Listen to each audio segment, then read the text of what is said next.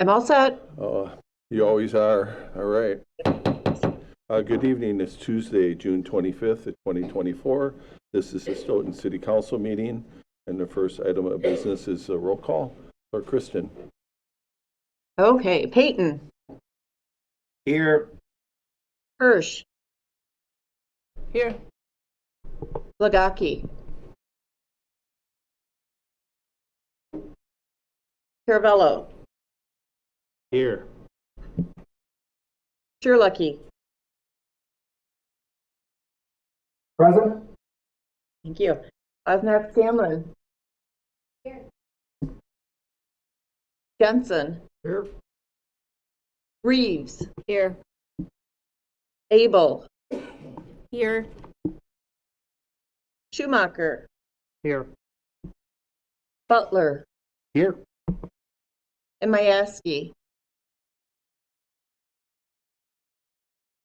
Okay, I have 10 alders present and Lagaki and Mayaski absent and excused.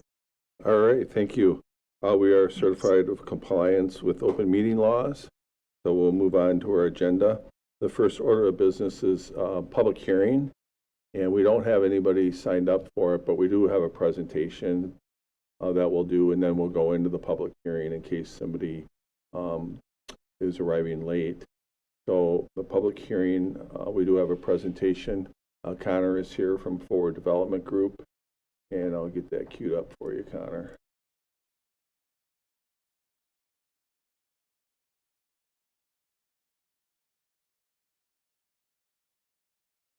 All right, thank you everybody for having me tonight. Also joining on the call is Chris Lester with D.R. Horton, who is the home builder who is proposing the twin homes for this Kettle Park West site and the GDP that we're discussing this evening. You could go to the next slide. That shows the Kettle Park West area and specifically the alley lots, which is the subject of the GDP amendment, which is part of the public hearing tonight. This went to Plan Commission on June 10th.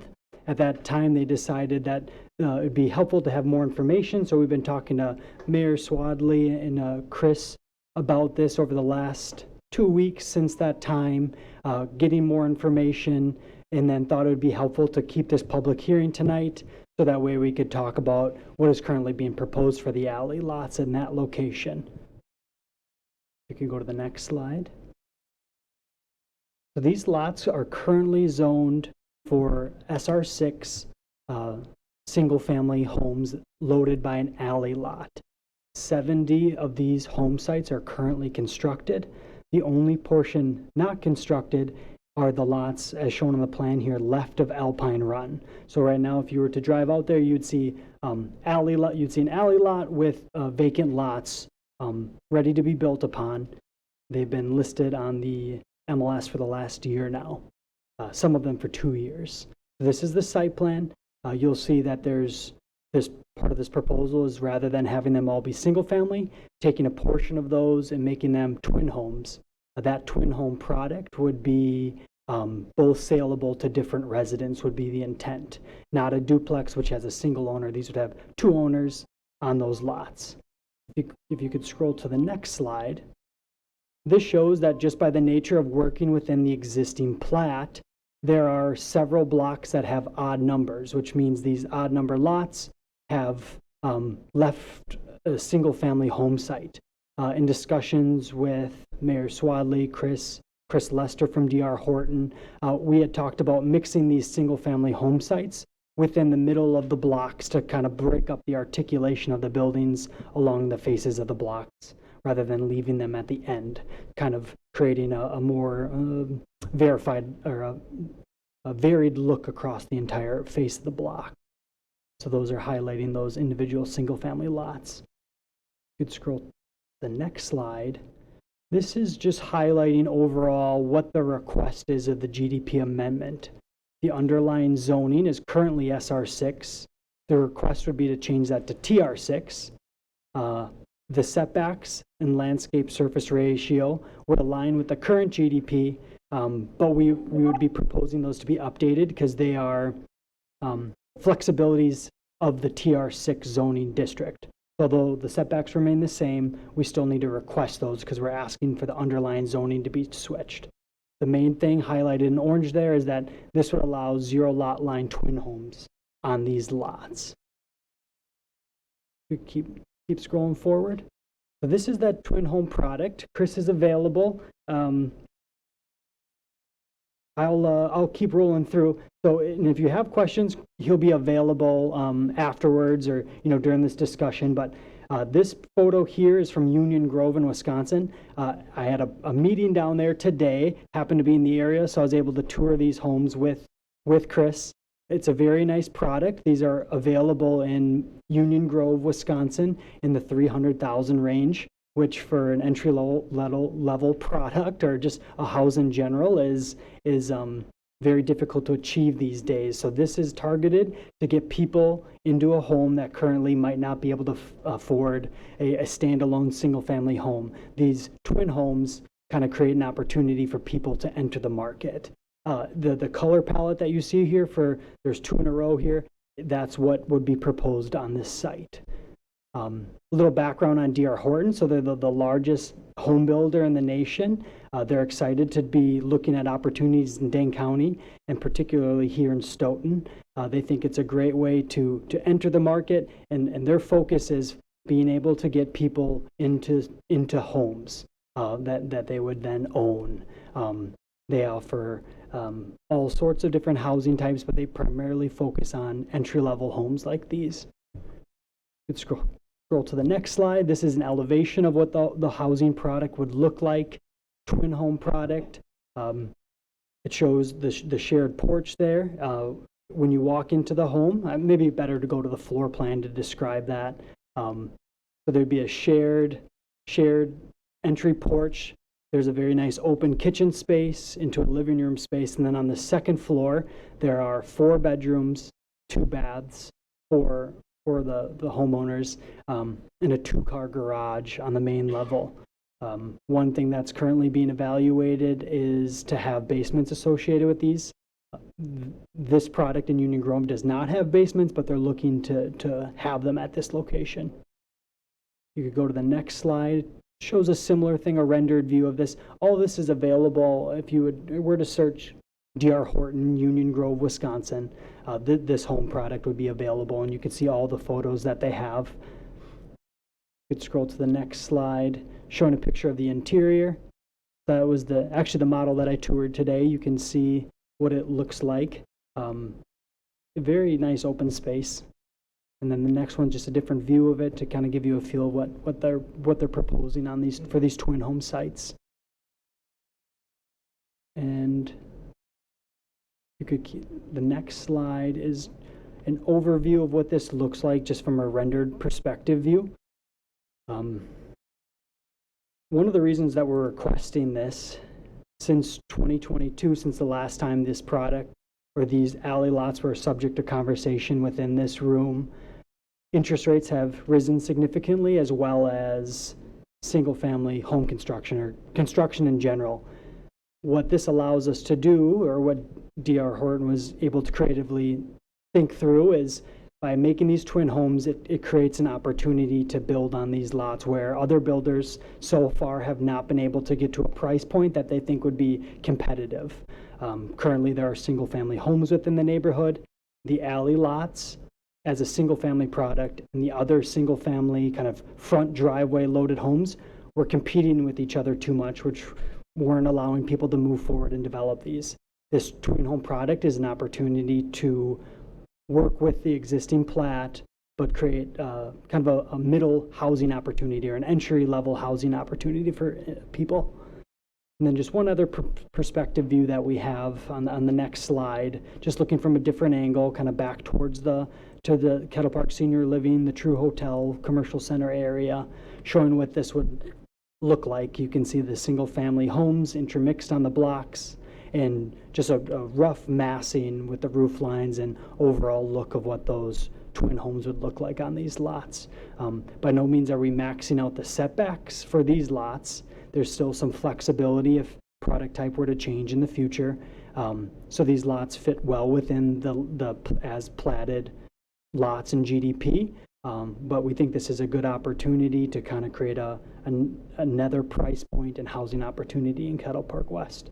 So if there's any questions, I'd be happy to answer, and so would be Chris is on the call as well, and I'm sure he would be happy to answer questions as well. All right. Are there any questions before we go into the public hearing? Alderperson Hirsch. Sure, I have a few questions. One, you're going to make all the twin units the same color palette? You're not switching it up? It's going to be identical, so it kind of looks like a Stepford Wives kind of neighborhood where everything is the same? Sure. And Chris, if you'd like to jump in, feel free. Otherwise, I can talk about the specific architecture up to you. Yeah, we've proposed actually right off the bat, thanks everybody for giving me the opportunity to speak tonight. We're very excited to be entering into the market and especially interested in starting out here in Stoughton at Kettle Park. So right now we've proposed the single color palette in our meeting with staff last week. We're taking a look at maybe adding one or two other mixes into the color palette out there for some elevations. So to see what we can get to.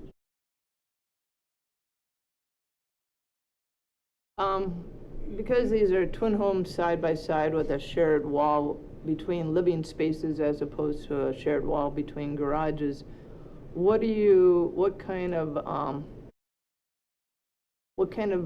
are you going to do to make sure that those walls are thick enough that the homeowners are not going to be, hearing their neighbors constantly because the walls are too thin? I mean, I've lived in townhouses similar to that the walls are so thin that it's ridiculous that you can hear conversations of your neighbors. And so I was just wondering what you're going to do to muffle that or create a thick enough wall that's not going to happen.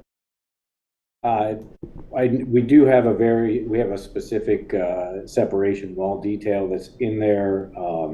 I do know that's one of the things that we focus on, and this is a product that we've built a lot of, in both in the 2-unit configuration, but also we also build these as townhome buildings, 4 and 6 unit configurations as too. So that's one of those ones that in our history of building, this type of attached product, that's something we've worked on, and that really isn't something that we have or we hear about from our customers in the surveys after closing, both 6 months, 7 months, and 12 months after.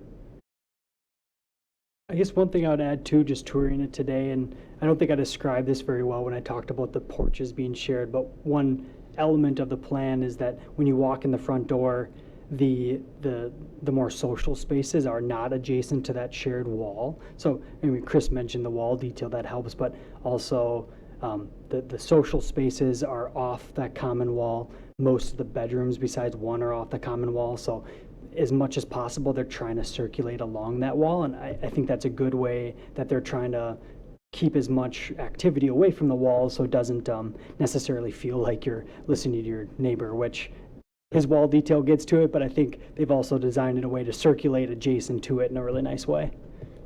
Yeah. May I speak for a second? This is Chris Muntz-Pritchard, the planner. Yep. Go ahead, Chris.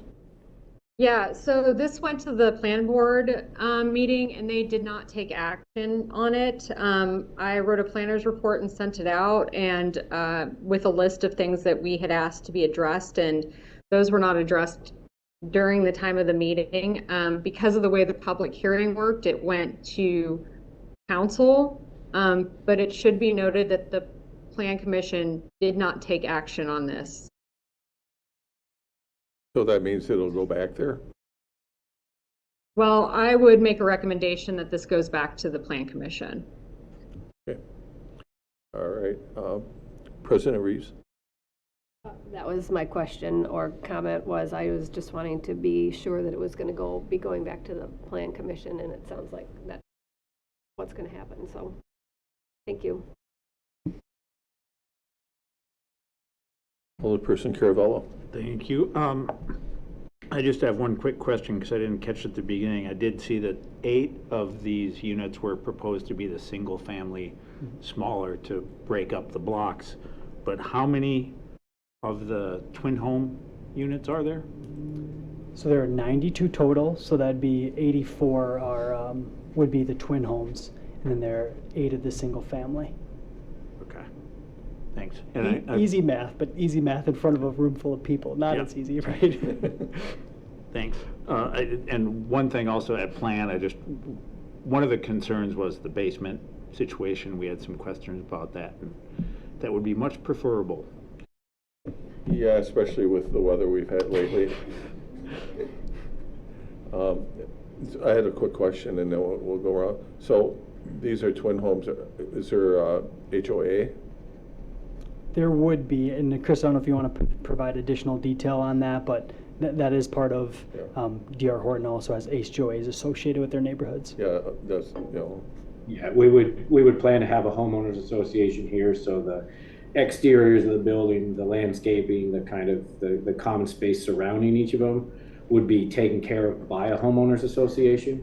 And that way you had the community looking the way that it should. You don't have, you like to see or like to think that everybody will get along with each other and people will move in next to each other and everyone will agree on everything. But sometimes you may have situations where you have one neighbor that says, oh, mine ends here and yours ends there, so I'm going to only go up to this point. So we take that completely out of the picture and make it so the maintenance is provided by the homeowners association and the community looks the best that it should.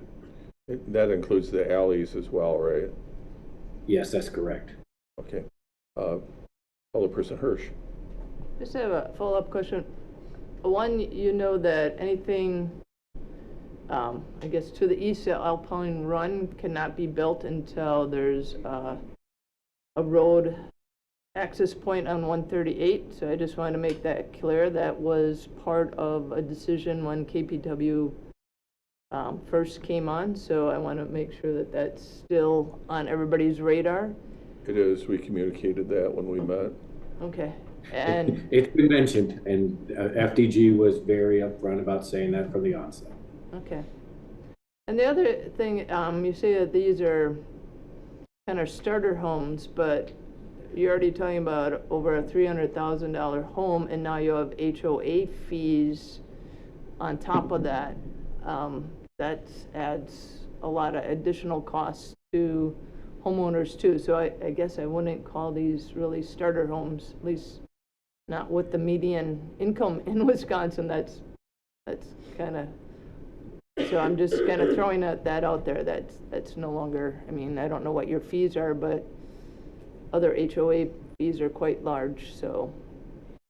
Now, ma'am, you bring up a good point, and that's one of the unfortunate things that's out there right now is the starter home that we used to think about or always thought of really it doesn't exist as much as it have. I mean, we target these towards first-time home buyers, and especially from a new construction standpoint. I mean, right now to see new construction, anywhere right now is, starts with a 4 in front of it, and some of them start at a 5, right? The goal is to get them as low as possible, obviously, but with costs where they are.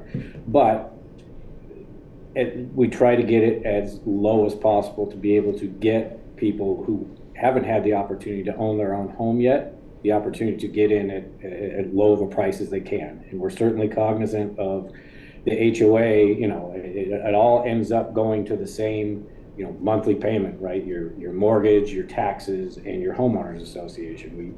We do factor all of that into it, and we make sure that all of it is done as efficiently as possible. What is you say you're in Oak Creek, what is your homeowners association monthly fee? Just out of curiosity. I apologize, I don't have that number at the ready, but I could look at it and get back to you with it. Okay, thank you. Okay. Anybody else have any questions? All right, city attorney has questions, so you're in trouble now.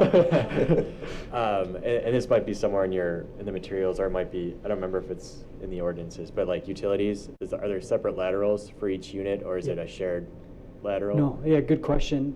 The way these are laid out right now, it allows us to use the laterals, so each individual unit would have its own services. So there are no shared laterals on this plan.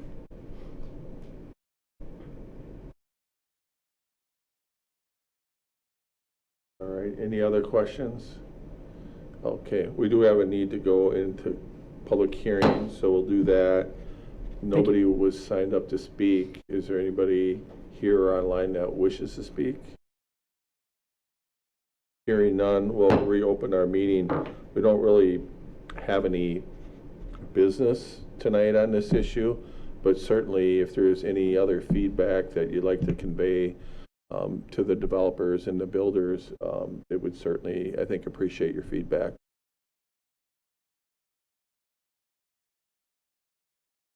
President Reeves. I would just concur with the basement, given what's going on with the climate, and given I've spent many more days in the basement, as most of us have, than we ever have. I think that would be a no-go for me if it was on a slab. So, and I'm not crazy about the all one color or even several colors. I just think it looks, well, I just would not be a fan of that. It's my personal preference, so. Any other feedback? I guess I concur. I mean, we've spent more days in the basement due to tornado warnings this past 6 months than I ever have in my time here living in Wisconsin, and I don't want a whole community not have a safe place to go. And I also don't like that everything is cookie cutter. It just kind of doesn't have a good feel. So I would encourage kind of diversifying the different homes and what they look like. Thank you. Anybody else?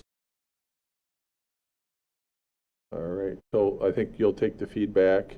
The plan would be to take it back to the Plan Commission.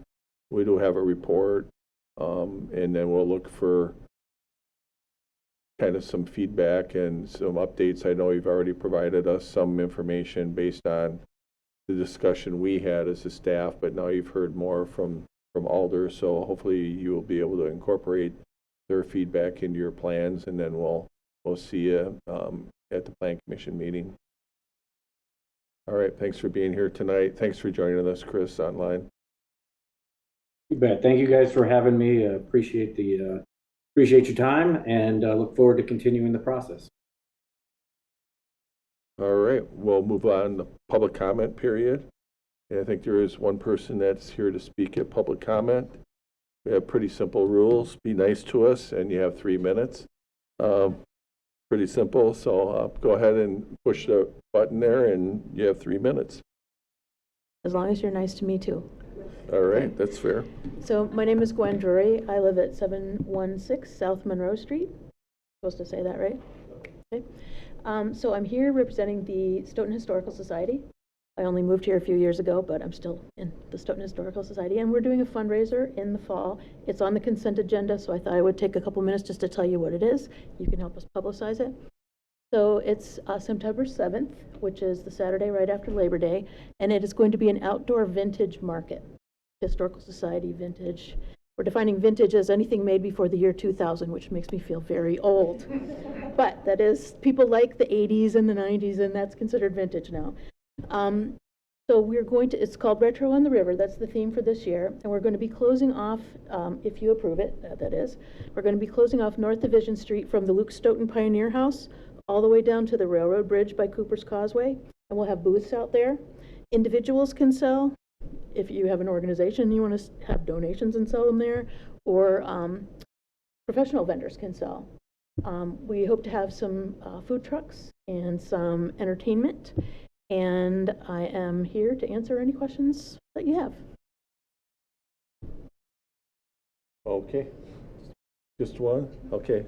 We usually don't engage in, but this is an event, so it's not a Well, debate. just that I wanted to offer you the opportunity, if somebody wanted to participate, is there a, website or something that they should, to sell their There things? sure is. It's StoughtonVintageMarket.com.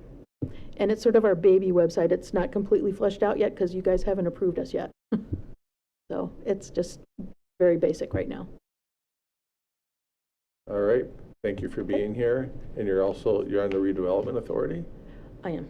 Yeah, and thank you for doing that. Yep. and he had a minute to spare. All right, it's a world record. Thank you for being succinct. Okay, anybody else for public hearing or public comment? Hearing none, we'll move on to communications and presentations. Are there any communications from alders? I know Jean has something she wants to communicate. I just not sure if I'm going to guess what it would be. I don't, except that I could express gratitude for the very cool events that have been taking place in June. Thank you to our community. Juneteenth, Pride Fest, all kinds of them going around the areas. So yay. Happy June. Yeah, 'tis the season. We have Catfish Riverfest coming up. We have the fair coming up. All sorts of things to do in Stoughton. We just heard about another event, so I hope to see you out and about, and hopefully the weather cooperates. Any other communications from alders? All right, I know it's the moment you've been waiting for. It's an introduction to historical fact of Stoughton. Alderperson Schumacher. All right, in the manner of the Stoughton Historical Society, we've taken a bit from them. In June of 1990, after extensive community efforts, the Stoughton Railroad Depot, originally built in 1913, was completed and restored and completed. And the project involved all sorts of volunteer hours, a lot of fundraising, and transforming the depot into the community space and the headquarters for the Chamber of Commerce as it is today. And remember, there will be a quiz at the end of the year. I mean, you know, like, conductor's hat would have been great for today, but All right. I'll coordinate. And we do have a guest from Baker Tilly. Andrea Jansen is here to give us an update on our finances, and the floor would be yours. Thanks. Am I okay to share my screen again? You are.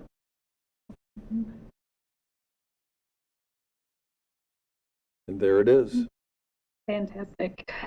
Thanks for your time this evening. My name is Andrea Jansen, and I am a principal with Baker Tilly and in charge of the city's audit.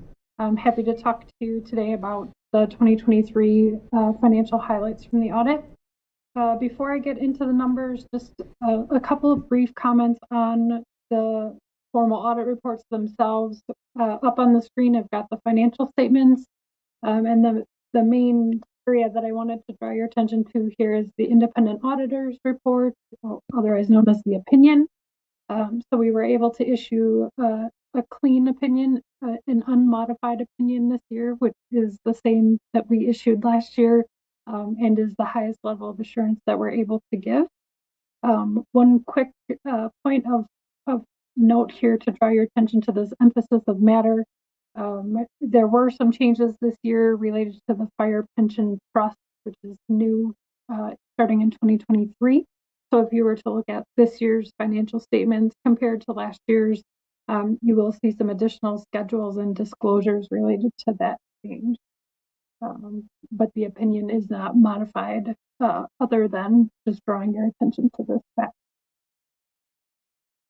The other formal audit report that we issue is the Reporting and Insights Communication Report. This is largely made up of required information. If you're familiar with this report from prior years, the information will look largely the same.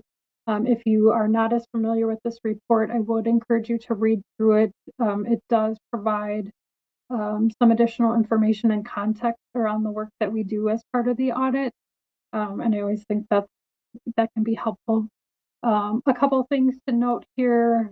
If you were to look at pages 6 and 7 of the report, we have some details on the internal control findings that we had. These are really very common for governments with staff of your size, and we do prepare the city's financial statements. So we do report a material weakness related to that. Again, very common for governments of your size. This has been reported in past years and is not necessarily something that you need to correct, but it's just something that we're required to report to you. Within this report, we do have a link to our website if you're interested in other topics outside of the audit. There's a whole host of additional information, and would encourage you to take a look at that at your leisure. And then I also wanted to point out here at the back half of the report, we do have this two-way communication section. That is actually really forward-looking to the 2024 audit.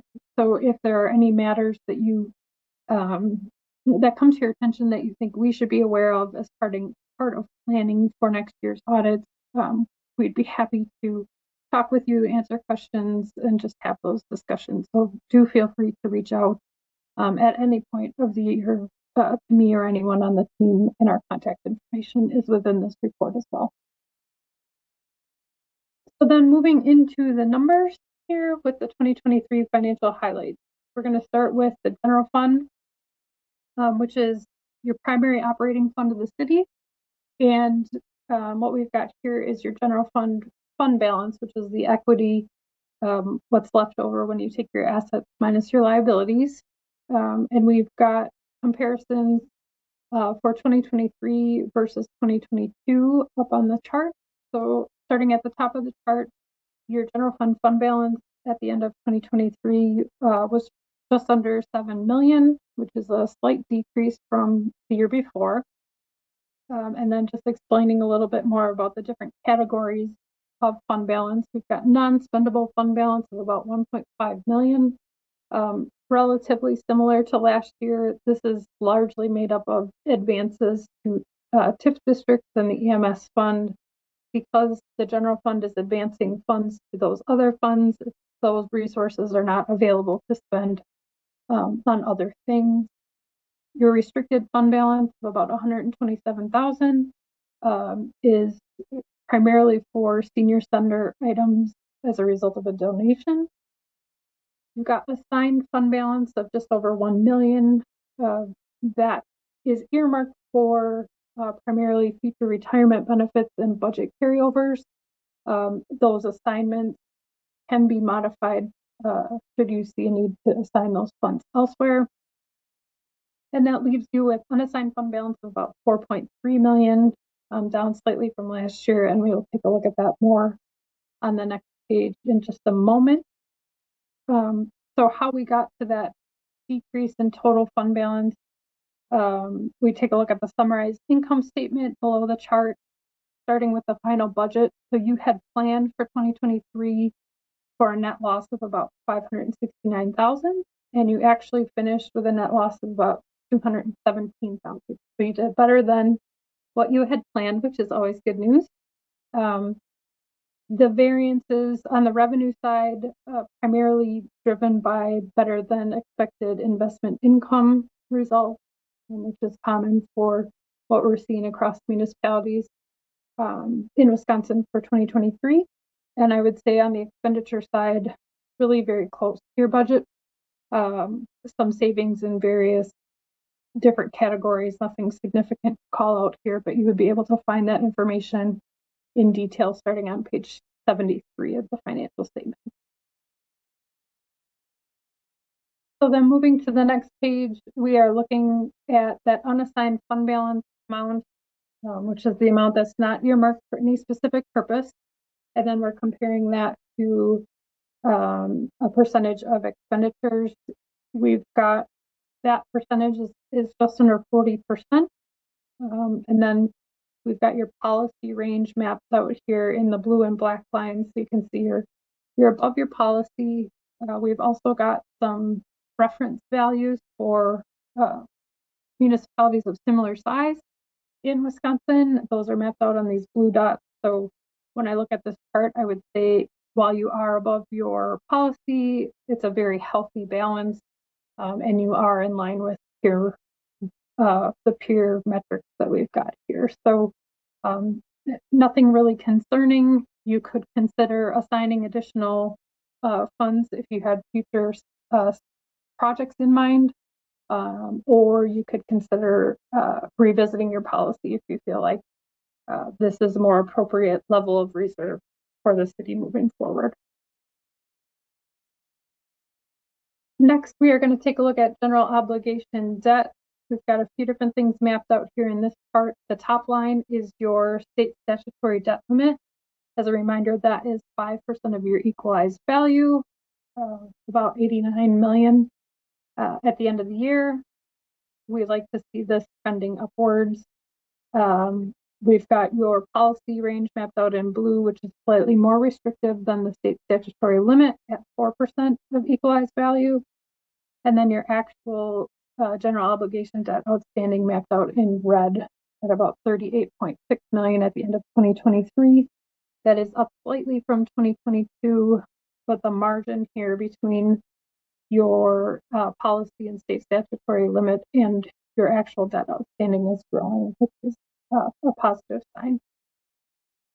Some additional information below the chart here, your $38.6 million in general obligation debt. Of that, about 2.7 million is related to your utility funds.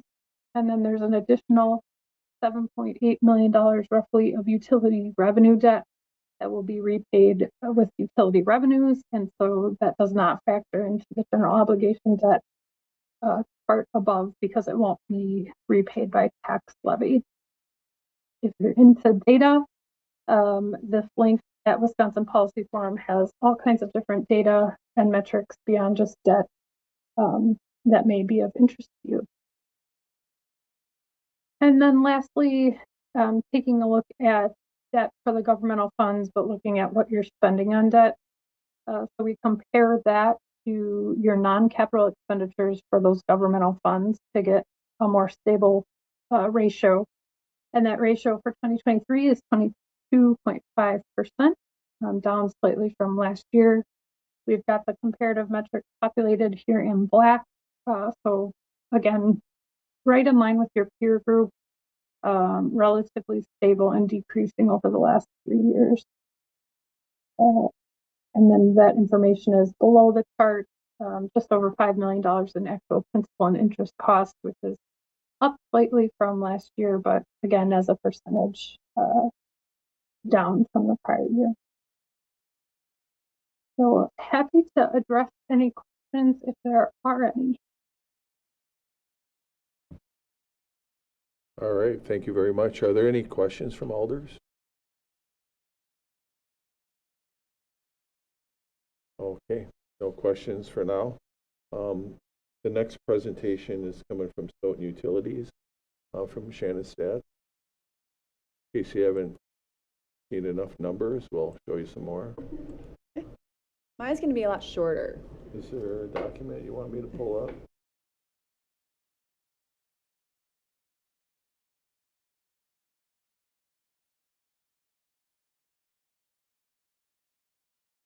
Is it? IV, that's the one I'm on. Okay.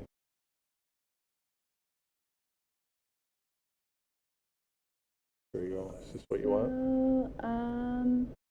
That's okay. I thought I sent Candy this one that Baker Tilly provided, but I can just tell you instead of bringing it up. All right. Just like Andrea just ran through, we have the exact same documents. Obviously, Baker Tilly provides the same documents to both of us.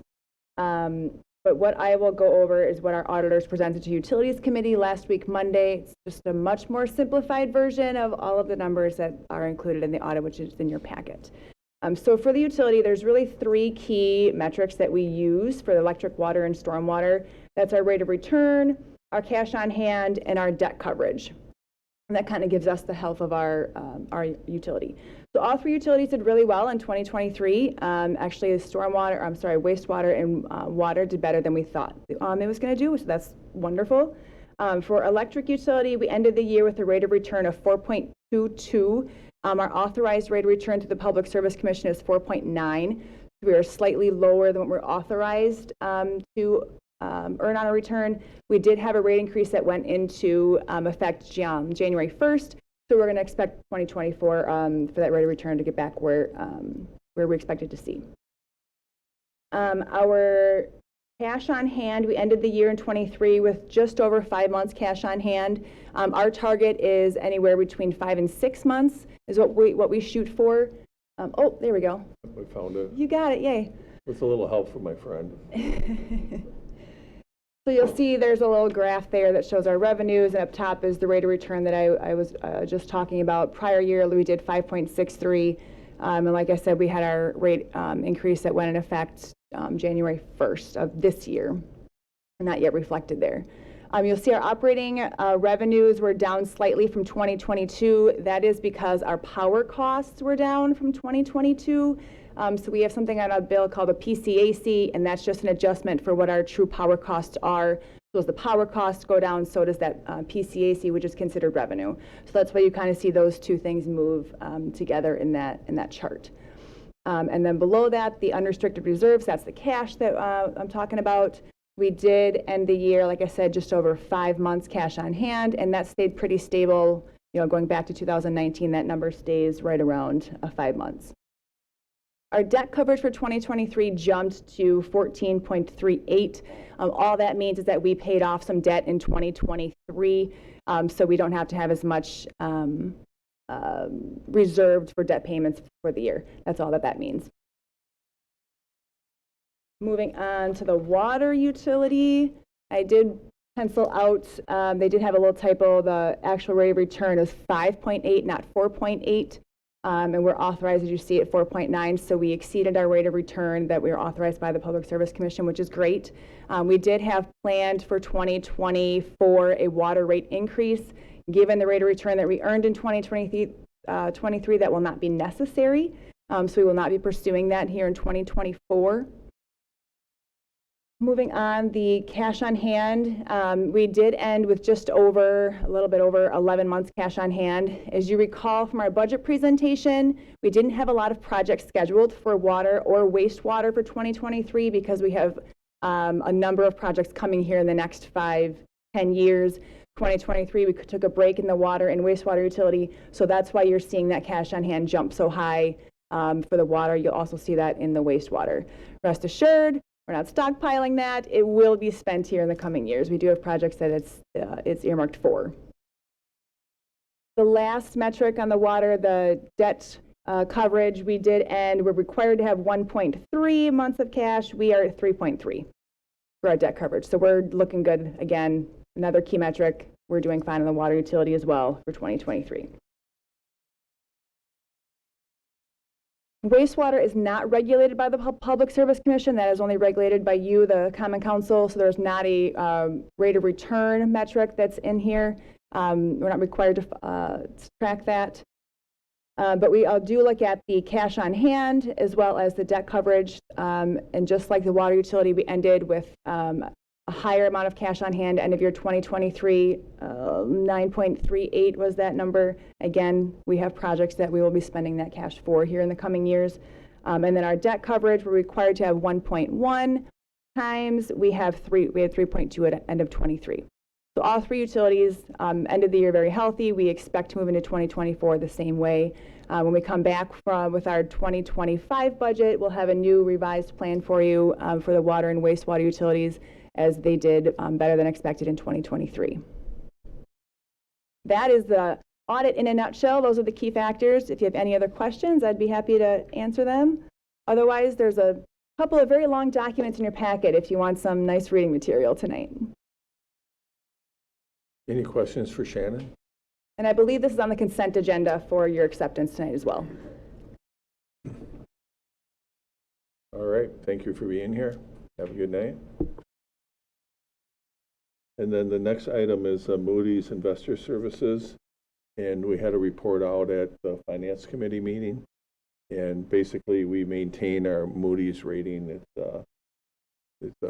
was a double, what is the correct term? AA2. AA2, which is what it's been for several years. And I was on the call, and basically Moody's was happy to see the growth for commercial and residential. They're planning on coming out and taking the tours so they can take a deeper dive and seeing the projects firsthand and what they look like.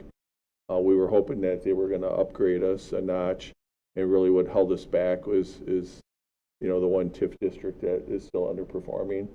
But we're hoping that we can move forward on that, and if we do, that'll help our credit rating. Anything you want to add? Or All agree. Okay, so that's the update from Moody's. So we should be set to go out to bond council here pretty quick, I would think. I think it's tomorrow. Is it? That is pretty quick. I think it's the 26th, but I can confirm that and get Okay. back. All right, so we're in order to do that. Next item is consent agenda. There's a number of items in there. I would entertain a motion to approve the consent agenda. Moved by Jensen. Is there a second? Second. Second by Alderperson Hirsch. Would anybody like anything acted on separately from the consent agenda? Hearing none, all in favor say aye. Aye. And any opposed? None opposed. That motion carries. Next item is a first reading, which ordinance 13, second reading, I'm sorry, it was at the last meeting. A second reading from the Public Works. You might recall we had some discussion, so there was a Public Works meeting in between the two council meetings, and we're going to have an introduction by President Reeves. Ordinance 13, 2024 to amend City Ordinance Section 6414, street trees to eliminate the tree commission and create an advisory group and strengthen language within the ordinance to better care for the urban forest, and I would move for approval. Is there a second? Second. Second by Alderperson Abel. President Reeves. So we, as you know, we sent this back to committee to have another run at it.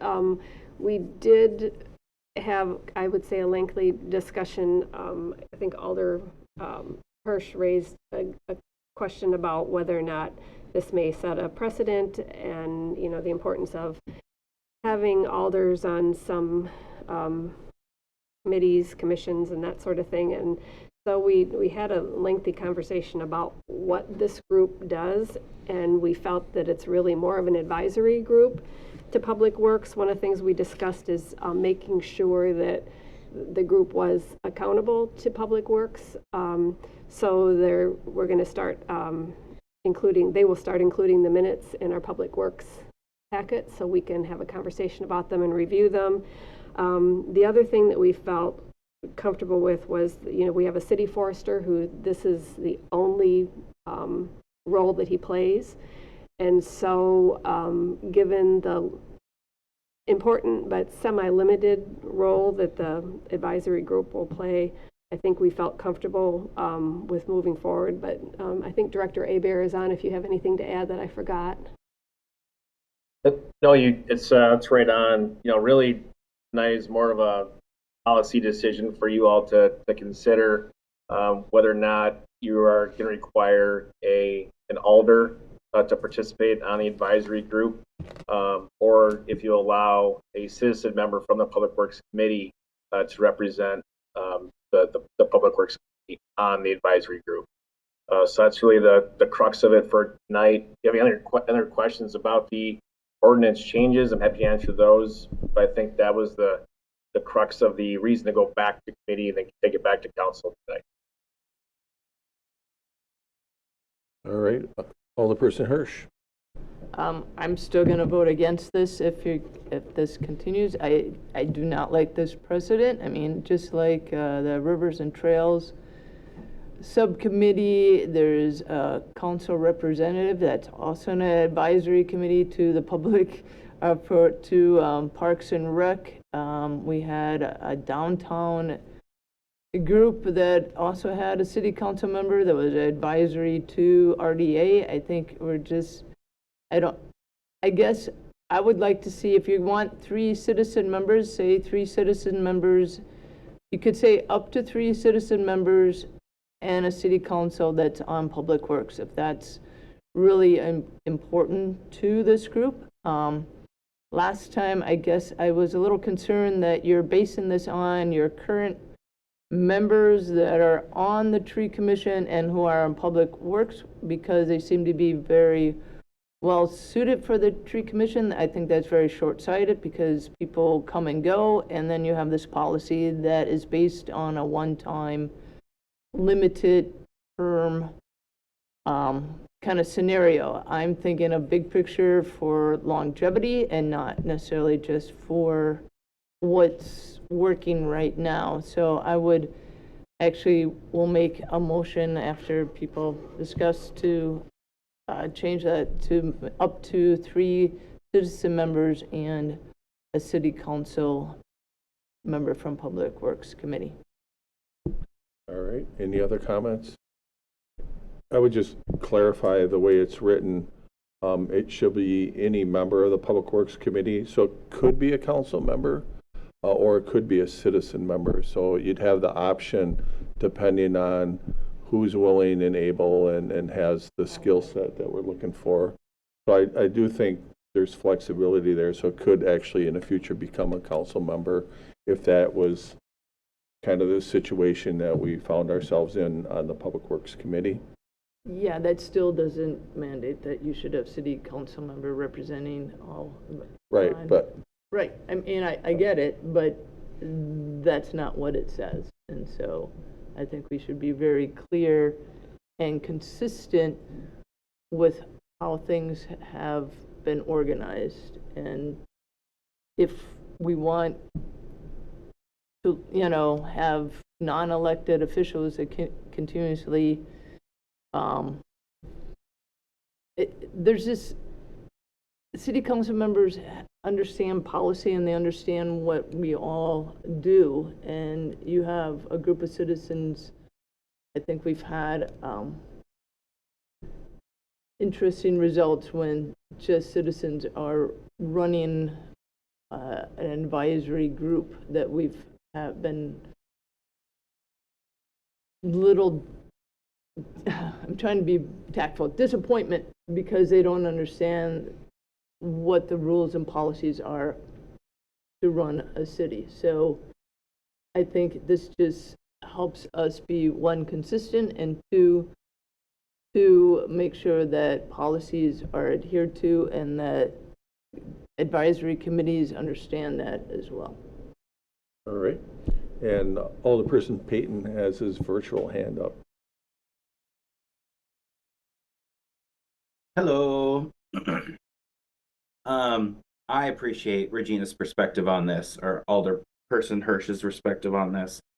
But I think there are a few things that I want to, I'm of an opposite opinion. I think it's fine to not have an alder on every subcommittee, on every task, on every item that the city needs to move forward with. Staff members do stuff all the time, and then they report to city council on important budgetary items or other initiatives so that we can weigh in on that or approve or decline and deny certain things. I think that we also have to remember that city councilors are not full-time politicians. We have other jobs, we have other things going on. Not to say that they supersede our ability to do this job. We're devoted to this job.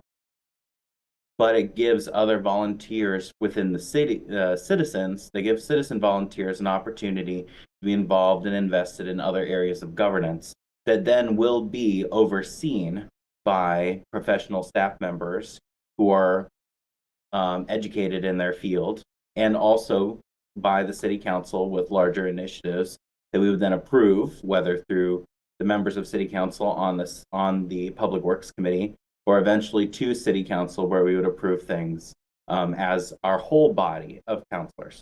So I think that just remembering that we ourselves are also citizens and we have experience and we gain experience by being on the council, but some of these members who are going to be on committees or subcommittees are going to gain that experience and learn more about it, and they may end up being people who become more involved across the board. So I think that it's not necessary to have alders on every committee or subcommittee. On some, I completely understand, but on others, it may not be a requirement for every single one. That's my perspective. Okay. Anybody else have questions or comments?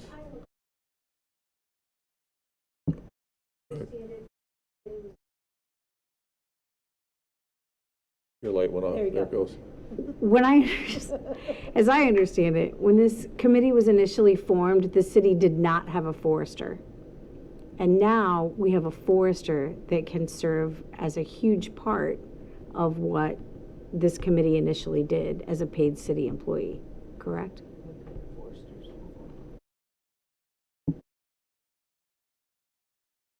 Yeah, Brett, do you know the history? Yeah, so the tree commission was formed, I believe, back in the mid '90s, because there was no city staff member that was in charge of the urban forest. So this group actually was in charge of putting together contracts for tree trimming, tree removals, tree planting, just the general care of the urban forest. Over time, we had a city arborist that served on the committee. Now we have an actual forester that's a little more of a professional role that's in charge of maintaining the urban forest as a whole. So it's definitely evolved over the last 25, 30 years into what it is today. And this group is really more of an advisory group, checks and balances, also to help with some initiatives. They really do serve a great role in the urban forest and helping to foster what we have, foster our initiatives. So it really has evolved over the last 30 years into what it is today. You still have the floor, Christina. If there's more to add, you're good. Okay. Anybody else have any questions or comments? All right. Are you looking to make an amendment? Yes, I'd like to make an amendment to change the wording from, look at where it is. Put it back up. No, I got it. From up to 3 citizen members and 1 member from Public Works that is also a city council member. And I so move. All right. Is there a second?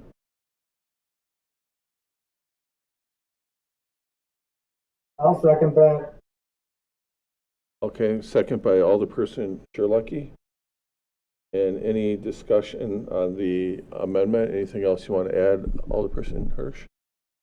No, I think if we're going to go down this rabbit hole of changing how we're going to do advisory and other subcommittees, we need to, I think, be a little bit more consistent and thoughtful. And maybe with this is something, if this is what people really want to do, I think we need to look at it as a whole as opposed to just on the fly changing it when something comes up. I think we should really look at what we need to do. And so for that reason, I guess also I'd like to know that there's some, consistency and oversight with City Council being able to be on these subcommittees, whether they're advisory. I mean, you can name it whatever it is. It's a subcommittee of a major committee. I mean, the name is irrelevant. It is what it is. So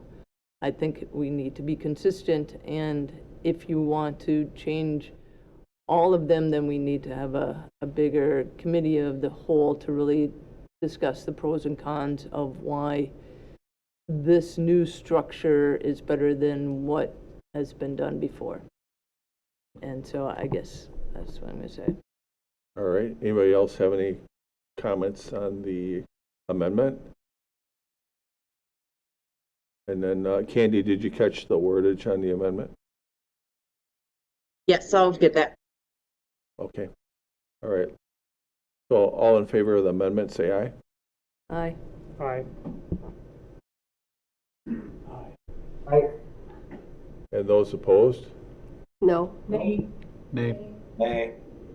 Okay, I think the nays have it. I heard 4 ayes. We can certainly do a roll call if you'd like. Would 4 to 6? Well, I think do we have 11 alders present? No? I think we have. Yeah, Jean came on, so it's 11. Probably should do a roll call. Okay, we'll do a roll call when you're ready, Candy. Okay, Wozniak Scanlon. Nay? Jensen.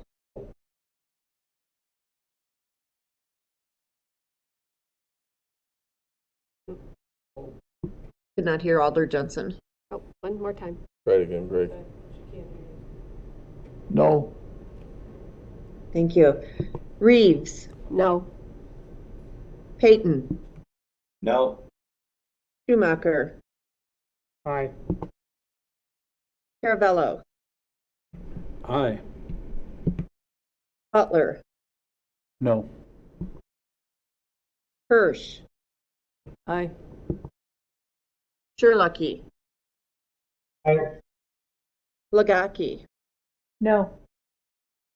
Abel. No. That is, I have 7 no's, 4 in favor. Okay, so that takes us back to the original motion. Any more discussion on the original motion?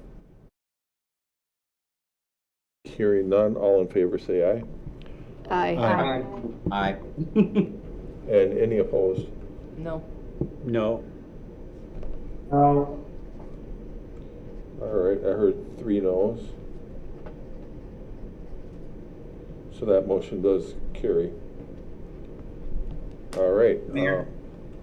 I'll go ahead, Alderperson Payton. I was trying to sneak in there right before the vote, so that's my bad. Oh, I'm sorry. It's all right.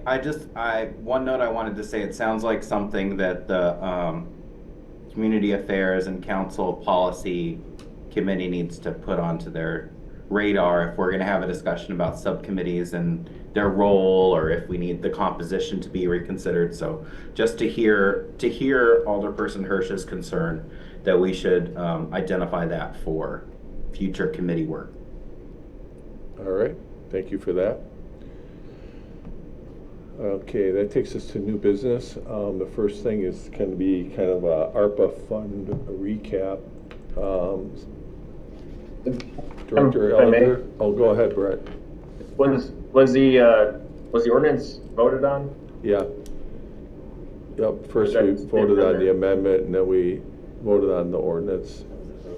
Okay. Oh, thank you. You bet.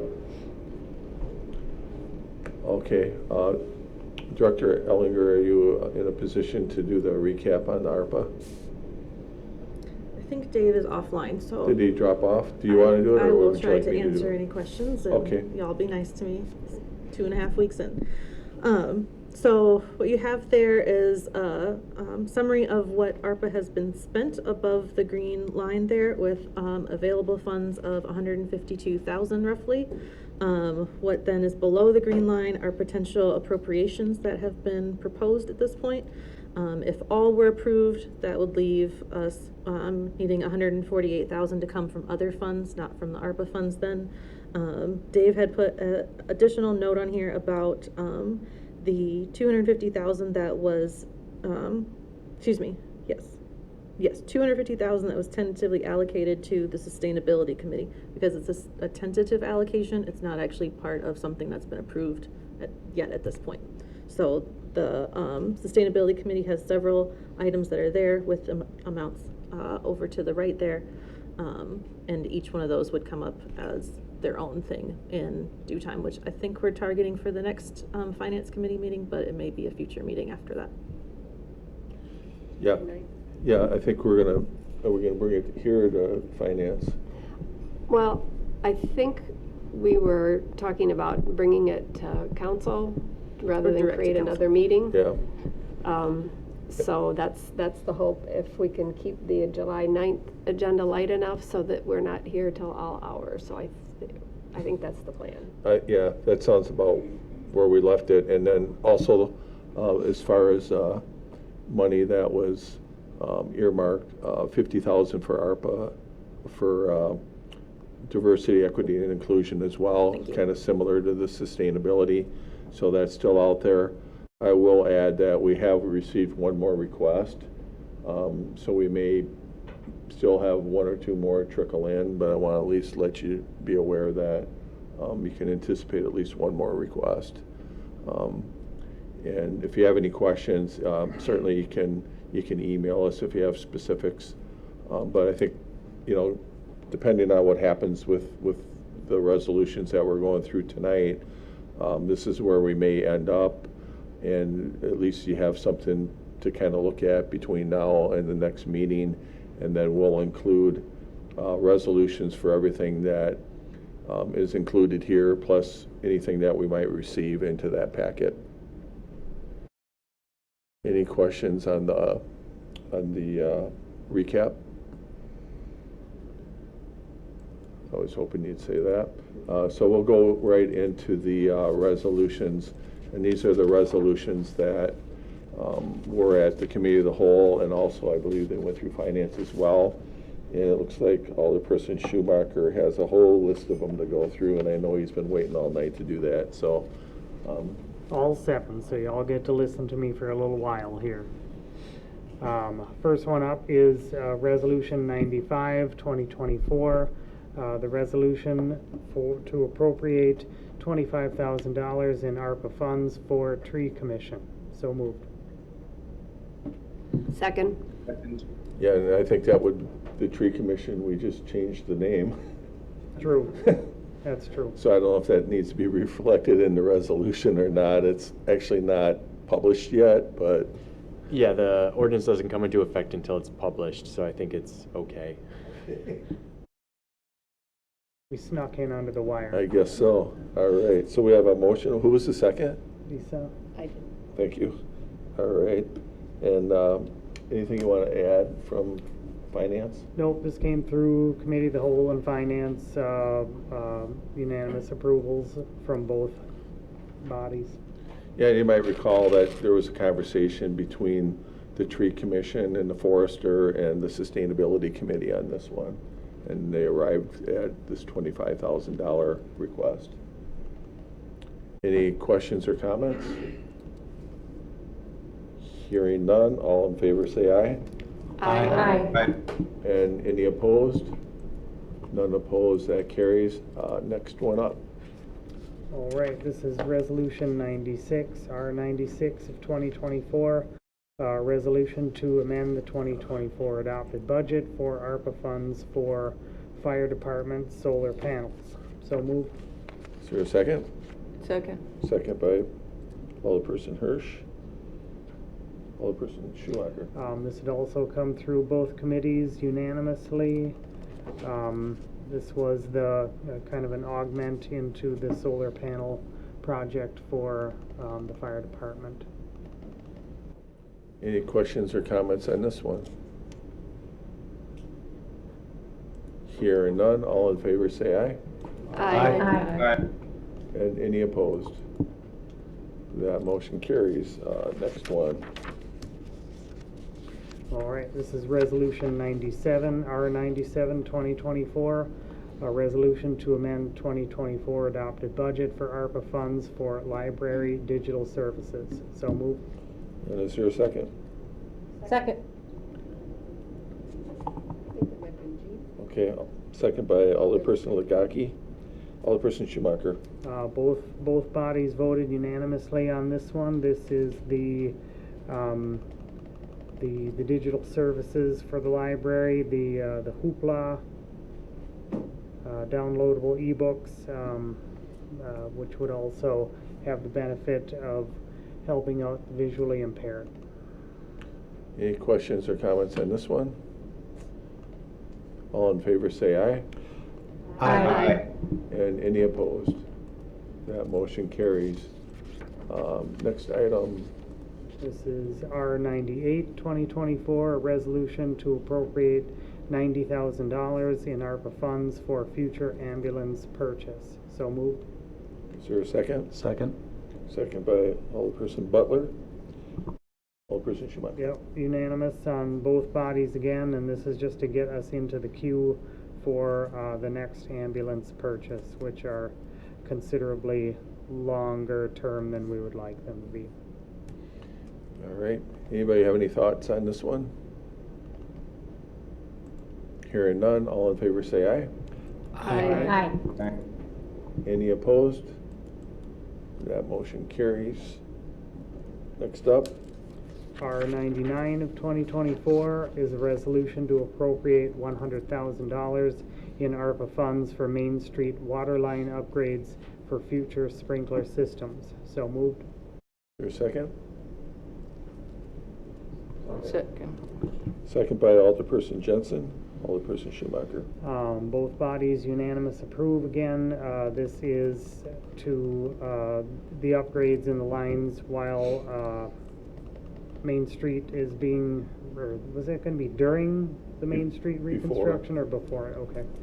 To get the water lines increased such that some of the upper floors can add in sprinkler systems for potential residential units. All right. Any questions or comments on this one? Hearing and seeing none, all in favor say aye. Aye. Aye. Any opposed? All right, that carries. Next up. R100 2024 is a resolution to amend the 2024 adopted budget for ARPA funds for a geographic information system intern. So move. Is there a second? Second. Second by President Reeves. Alderperson Schumacher. This one was not unanimous on both bodies. Committee of the Whole was a 6-3, but Finance was unanimous on it. This is to get the mappings and overlay for the city a little bit more up to date and maybe more user friendly. So a limited term employee would be the intern for it, and I think it was a 2-year term. Yeah. All right. Questions or comments on this one? Hearing none, all in favor say aye. Aye. Aye. And any opposed?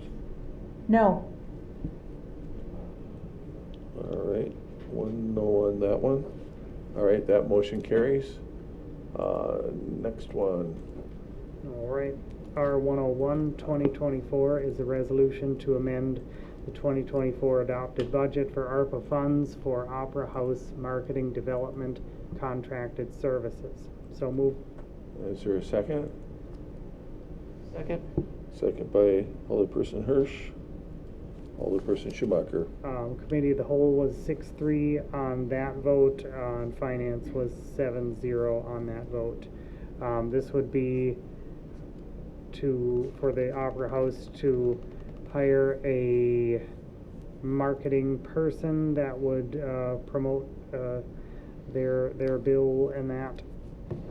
The extra $10,000 that coming out of ARPA funds would extend the time frame on which that person would be working on those projects for Opera House. Any questions or comments on this one? Seeing none, all in favor say aye. Aye. And any opposed? No. No. All right, so I have 2 noes. That motion carries. Next item is ordinance 15, and this came from the Plan Commission. Alderperson Caravello. And this is ordinance 15 of 2024, approving a rezone from CB, which is central business, to residential 10, MR10, at 217 South 4th Street, Stoughton, Wisconsin, parcel number 0511081322155. And this is a first reading. All right. Do you want to walk us through this one, or do you want somebody to assist you? Well, I think this one is pretty straightforward, because as it reads, the owner has requested that this go from being zoned central business to residential to allow it to be used as a 2-flat. It was previously, the owner was planning on using it, I believe, as a Airbnb type operation, but they have now decided that the 2-flat residential use is the way they would like to go. All right. Anything you want to add, Director Muntz Pritchard?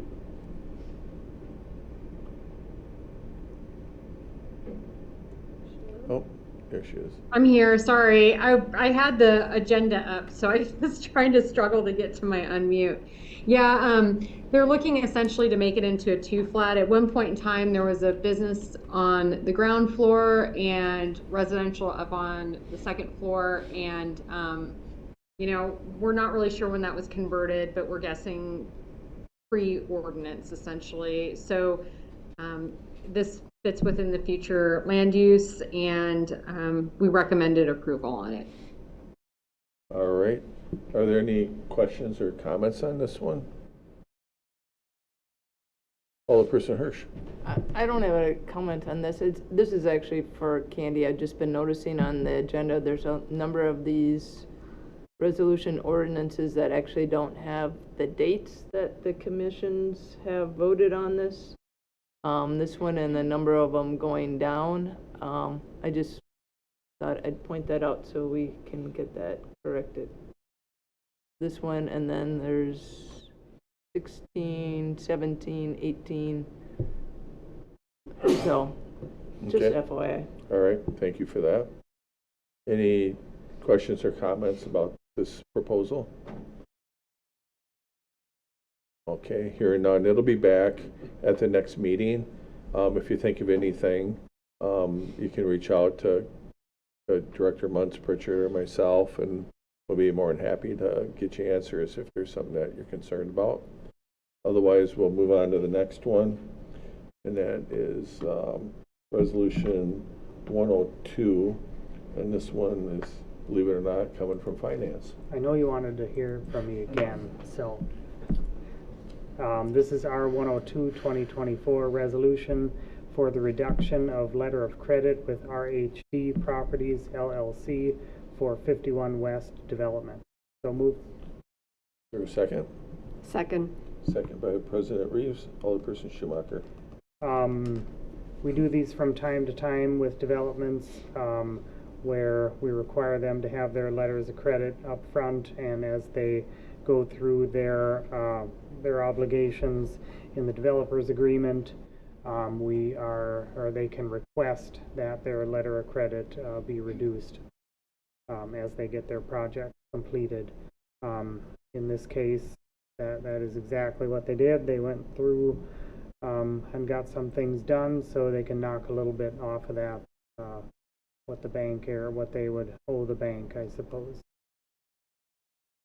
And we did decide that we were going to maybe relook at this through Finance and or Plan Commission to see whether or not this was actually necessary, that we would need to bring these resolutions in, because we already bake them into the developer's agreement, and the whole city council approves the developer's agreement.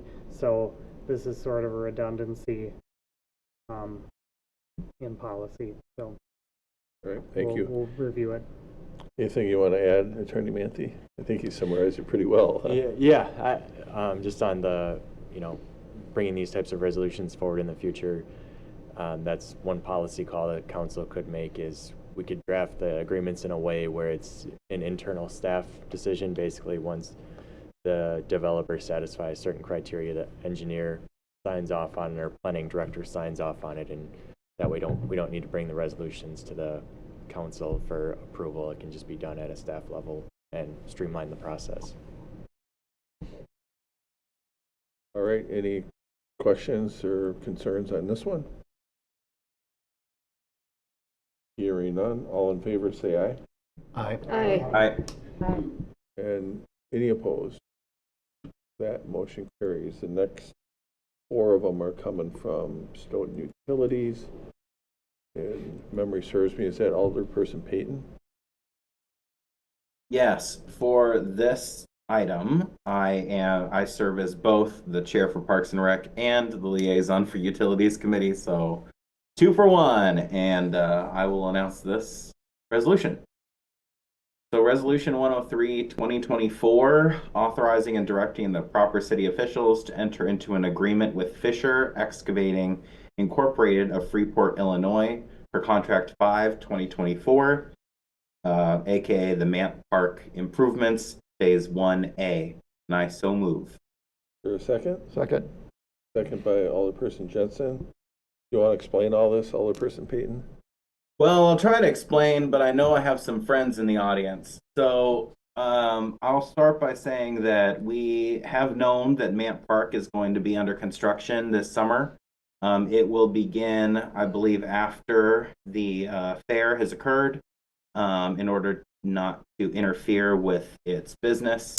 And then we have two different phases, 1A and 1B. This is all the contract for the 1A's work. I did see that Jill and Tony are both here and present, so I would turn time over to them to explain a little bit more about their respective project pieces in this phase. Nicely done. Who wants to go? Jill or Brett or Tony or whoever? Don't all go at once. I think Jill has her microphone on. Yeah. Rock, paper, scissors? So just from the utility standpoint, is we've actually got sanitary sewer there that the sewer actually is back pitched, and there's a lot of clear water coming into that. So this is a good project to be able to address that and get that taken care of. This project also allows for us to actually loop our water main, clear up some, I guess, connections that we'd have with Fair Park, with Met Center, and loop that water all the way around back to 4th Street, and then also to eliminate a 4-inch water crossing that we have underneath the river. It's old, and we'd like to see that abandoned, so that'll be done with this project as well. There was 4 bidders. Fisher was the apparent low bidder, responsible, and all this project for us comes within budget, so we do recommend it. And it was unanimous at Utilities Committee on June 17th. All right. Can you just give us a quick tutorial on Clearwater? So basically, it's groundwater that's coming into the pipe. It's clay pipe. Clay pipe notoriously has joints every 2 feet typically, and so, you know, over time that pipe deteriorates. It's a lot of opportunity for that clear water to come in. In the end, that gets to the wastewater treatment plant, and there's all this extra water that we have to treat because obviously it gets collected with everything else that comes to the wastewater treatment plant. It's unnecessary. You know, the water, we want to keep that groundwater out of the collection system so that we're not actually, you know, working that much harder to actually treat all the wastewater that comes there. And what kind of material are you replacing it with? PVC. PVC? Yep. Okay. All right. Anybody else want to know anything about utilities? Always. Thank you. All right. Anything? Jill, are those your PVC pipes? Are those the PVC-Cs or specifically? It's the good one. Okay. PVC-C is a cross-link PVC, so it should be more durable than the other one. All right. And Director Aber or Superintendent King, anything you want to add on your ends? I can just quickly add, I think this park unfortunately has kind of been underutilized over the years, and I think this is a great opportunity to bring some really cool events to the city and kind of make this a central piece to get more people downtown. I know we have some larger events in the city that have kind of outgrown their space, and so I think making these changes will really help with creating some really neat events downtown, and I'm looking forward to getting this project off the ground.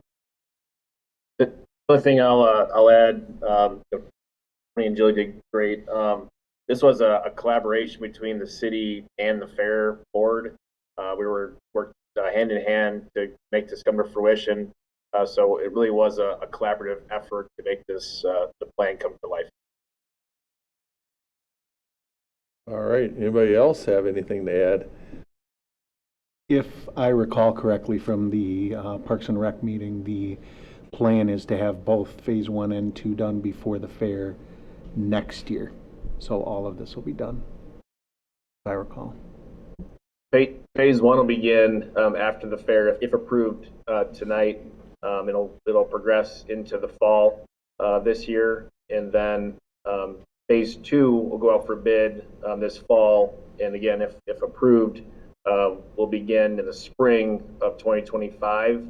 We'll probably have a cutoff date, maybe June 1st. If they don't get all of Phase 2 completed by June 1st, it would then stop and then commence after the fair in 2025. So we don't want to impede any fair activities. We certainly want to get this project done. Of course, weather has a lot to do with our progress, but that's the timeline that we have set for it. All right, any other questions or comments on this one? Hearing none, all in favor say aye. Aye. Aye. Aye. And any opposed? That motion carries. Next item is also coming from utilities. Alderperson Payton. Yeah, so you get to hear a lot from Alder Schumacher, and then now you get to hear a lot from me. So, which may or may not be a good thing.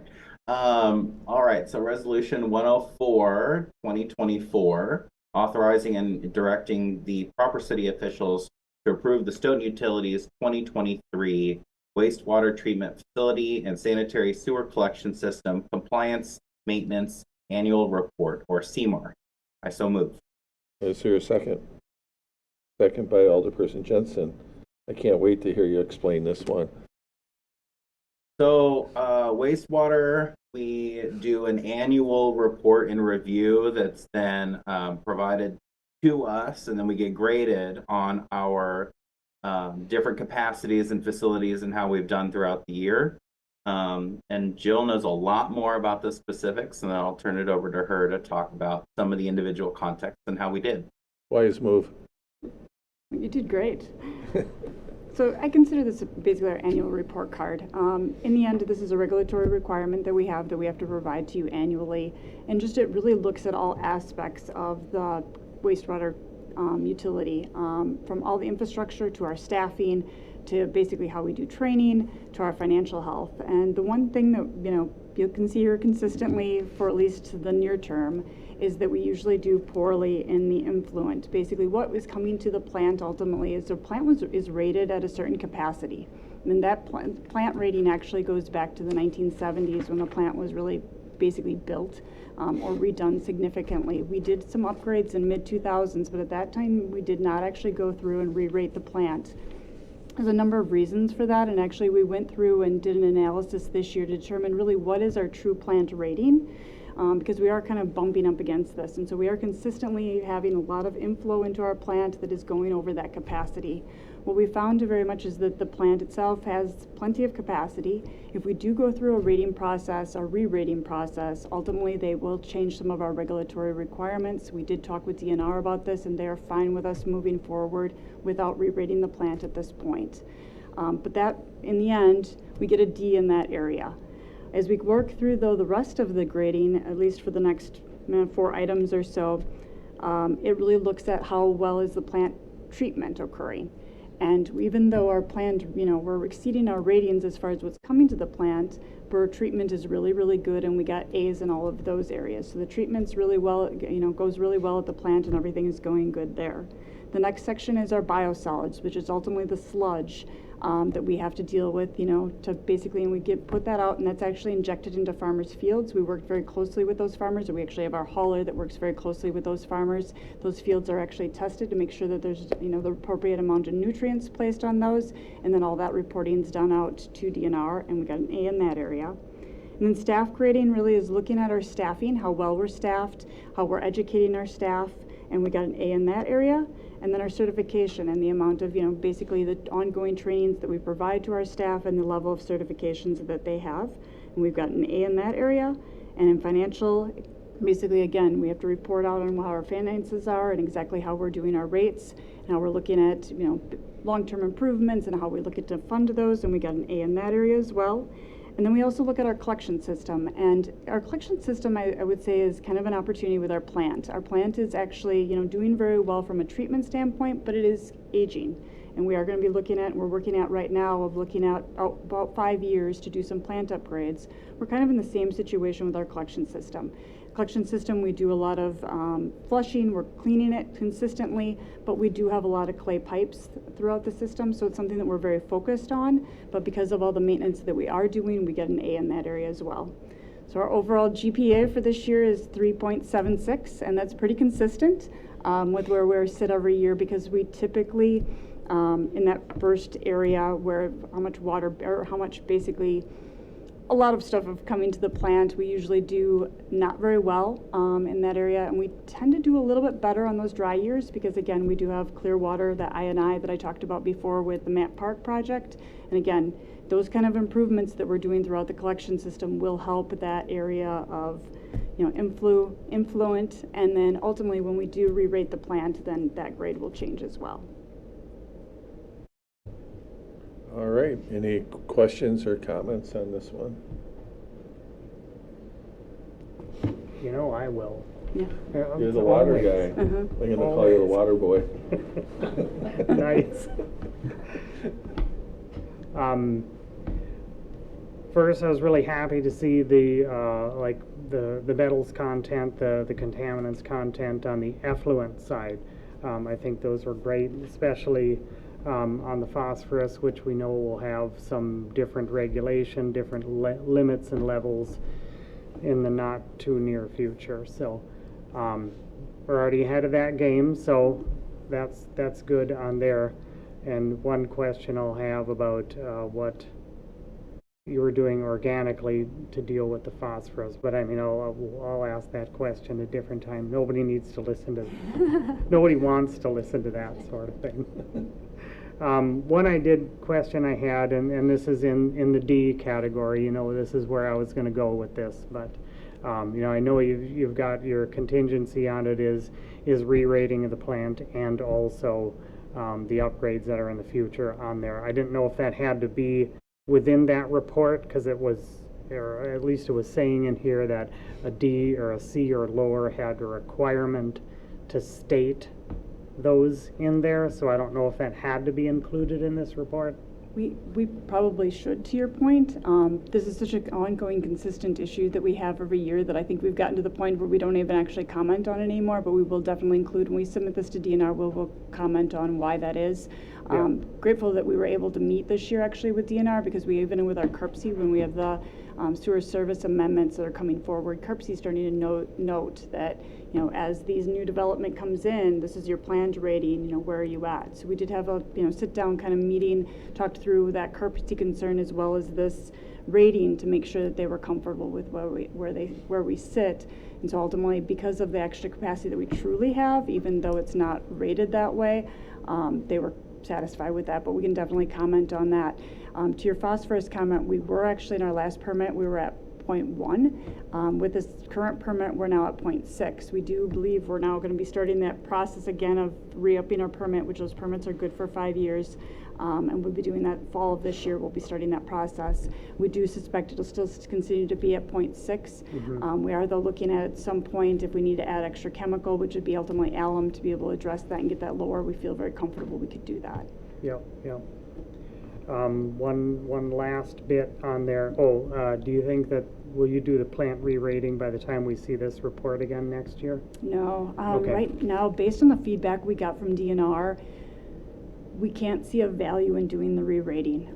Even so much as we got very concerned about, we don't want development to ever be slowed, like with the CURPC review for the sewer service amendment. And they really indicated that, the fact that we have it so on our radar, they really don't have any concerns. So we're really looking at probably when we go through and do some upgrades to the plant in the sense of basically end of useful life. We've got some processes and some different things to take a look at. When we probably do that, we'll then also look to re-rate the plant with that effort.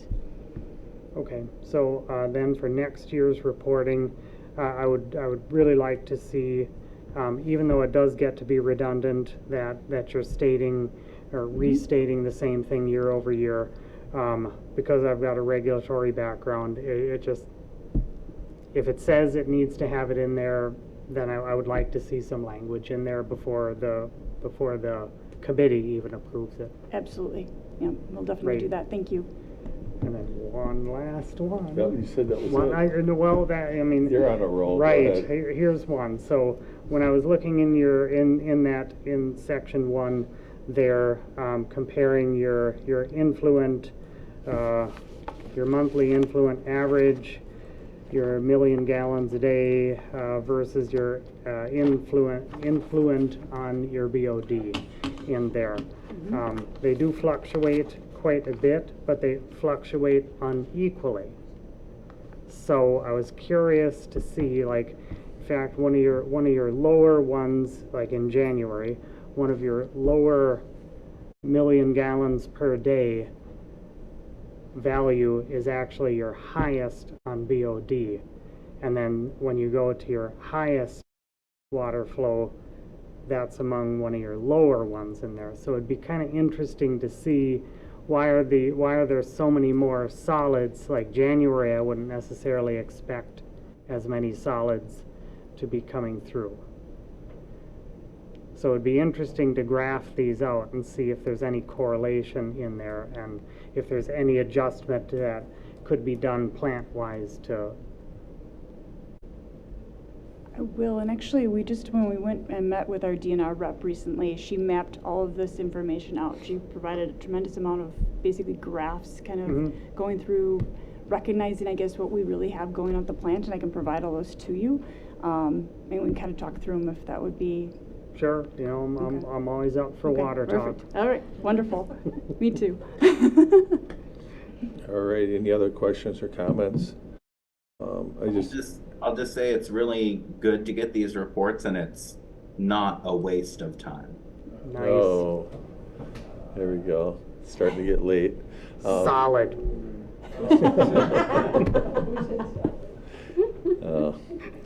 I just had a couple things.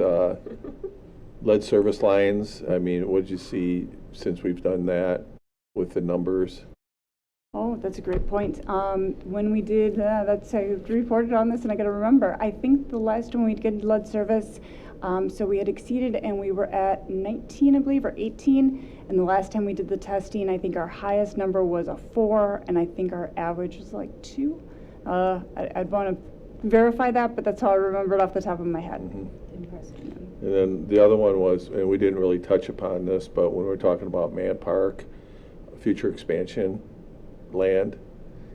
Yes, that's a good point. We have been talking through kind of a couple things there with Mant Park and kind of all the work that's going to be done. We have a number of connection points with the Fair Board. Just kind of clean up all of those connection points because they have a number of issues basically with leaks and a variety of different things. So we're addressing that. So there's very clear connections as far as where our ownership ends and where private ownership ends or starts. And then also looking at the property kind of to the, and I guess on the south side of the road up to Troll Beach, looking at that whole property there, minus the bus garage and some of the properties that first come in on Matt Parkway. That's all been one big parcel. So the park, wastewater plant, all of it's just one big parcel. And so looking at working with Public Works to bring forward basically a CSM ultimately that would designate, okay, this is wastewater treatment plant, this is park, and kind of designate out these things better. Also, right after the Matt Center, the right-of-way ends. Again, it's just one big parcel and there's no designation of right-of-way. So I thought it was appropriate to go through the process, get all that cleaned up, and then with basically working with Public Works and Tony with Parks, looking to basically designate the property south of the new roadway to Troll Beach to be designated for future expansion for the wastewater treatment plant. We suspect that someday we may be in need for tertiary treatment, and we'd like to be able to designate that land now. This whole property is, in the end, as we continue to make improvements, there's going to be more stuff there, I guess, and I want to make sure that there's, the designation there's for the long term. To really move that plant today would be, I would venture to guess, $100 million. 50 years from now, that's going to be, $1 billion. The cost of these plants is so substantial that I want to make sure that we try to do everything we possibly can to designate lands that we set aside so that basically there's no need for having those conversations later of what, areas the wastewater treatment plant can ultimately use. Because eventually we'll get to a point where there'll be expansions that will be needed outside of our current footprint. All right. I just wanted to add to that too, is that ever since I've been here, that area that Jill's is talking about has been sort of earmarked for plant expansion, but there really is not anything on paper. So I think, like Jill mentioned, to have something actually on paper as part of a CSM is important, not only for them, but for us to understand how everything functions in that area. At that point, we did find a plan back dating 2016 where there's a spot designated kind of where the shelter used to be, saying this is future expansion. But that plan really never went any further than something that we've got down in our files. And so I appreciate kind of all this discussion to be able to designate and earmark that area, more for someday when we were to need it. Go ahead. I knew you'd come up with something I'll else. come up with something. So as you look in the future for the plant on there, really consider like flood mitigation strategies on there. I've been looking at a bunch of pictures out of Minnesota and Iowa and things, and some of their wastewater plants are inundated, and then that causes a different issue downstream. So just things to consider. I think the flooding events will get more frequent rather than less. Absolutely. And that's one thing, the area that we kind of talk about designating here is probably not the ideal spot for future expansion. It is low. It is, something we'll have to consider, and definitely as we look forward to the future, I'm very grateful that when the 2008 flood came through, really Stoughton was unaffected.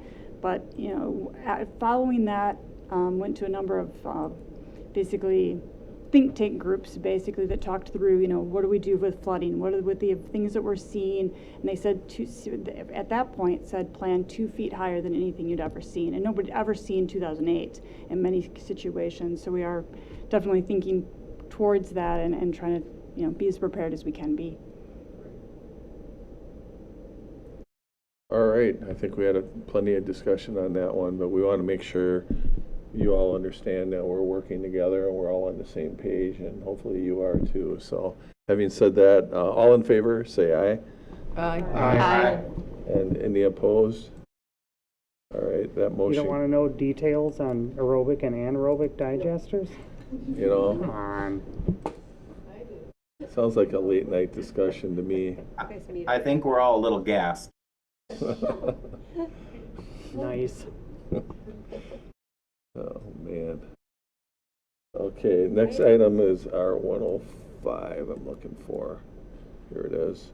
Our 105 is, this one went through Utilities and Public Works. Who wants the honors? You want them, DJ? Sure, I'll keep going. All right. Keep rolling. Resolution 105, 2024, approving revision number 1 of I don't know how many more to a financial agreement between the state of Wisconsin and the city of Stoughton for costs associated with the reconstruction of US Highway 51 from Harrison Street to Roby Road, scheduled to be constructed in 2026. I so move. Is there a second? Second. Second by President Reeves. You gonna explain this one, DJ? On this one, I know a little bit less because it predates me, a lot of this agreement. So I would just turn over to Director Hebert or Director Weiss to speak about the agreement and the revision to the original agreement. Sure. Jill, I could start with our portion. If you like. So this is a state municipal finance agreement. These are standard. Sorry. Let me get rid of something here. Sure. Oh. Yeah, whatever. My PowerPoint didn't go away in the room. Okay. I'll Yeah, put if it in back. the packet, Tim, you have, there should be the agreement in there. There it is. Yeah. Okay. Scroll down just a little bit. A little bit more. There you go. Okay. Yeah, so this is a state municipal finance agreement between obviously the city and the DOT. Just outlining what our costs are projected to be for this project. So the municipal funds that are needed on our end are pretty much in that third column for the street side of things. And I'll let Jill talk about that last column. But basically in this section from Harrison to Roby, we have some design work for the Holtz Road intersection, which we had talked about in a previous meeting. Also, a new sidewalk that we're on the hook for 20% of that. And then widening of sidewalks, anything greater than 5 feet we have to pay for the balance. That's what that says, 100%. Overhead rapid flashers. So we're actually going to be enhancing our pedestrian rapid flashers on the 4-lane section and adding trombone arms to get the flashers out to the middle lane. We feel that that will greatly enhance the safety of our pedestrians crossing 51 by adding those. So we think that's a worthy cost to absorb. Then street lighting, you have to pay for 50% of that. So we're going to be enhancing the street lighting throughout this corridor, adding some black powder coated poles to dress up 51 a little bit more. And like I said, enhance the lighting. And then the Holtz Road intersection is part of that as well. From the street side, that's basically it. Joe? My section's far easier. Basically, we have the sewer and water improvements there for this section. The revision here, actually, it's just cost estimates. They actually reduced from what we had originally in the original agreement. In the end of the day, whatever our utility costs are is what we'll ultimately pay. The one great thing about all of these projects, when we looked at this back in like 19, when the DOT came through, if we were to replace sewer and water back then, because they were doing basically just surface work, we would have to do all the reconstruction. So we'd have to pay for all the base course and everything with this because this is a full reconstruction project. Basically, it's our pipes in the ground. That construction work is what we pay for. All the base materials for the roadway itself, all of that is being taken care of by DOT. All right, President Reeves. Just one question that I forgot to ask in Public Works, but it's actually a utility question. So this is not, I mean, it's an important project, but we didn't really have a choice in the project, right? I mean, so I'm just wondering, or did we choose to, because they're not paying for any of it, I'm just wondering, is there ever a situation where they cover any of the utility infrastructure or? They won't. They won't cover any of the utility infrastructure because ultimately it's for their roadway. It's a huge opportunity for us, though, that we did some work back in 19 to prep for the 2020 project. We have a lot of I&I on the wastewater side. We have clay pipes throughout this corridor.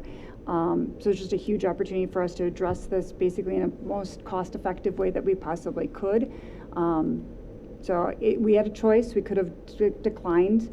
But hopefully with the improvements the DOT does, this is going to last for hopefully another 50 years or hopefully, before they need to come back and reconstruct. I don't know what their time frame or end of useful life actually is proposed or expected with this project, but at least a good 30 years before they would need to come back.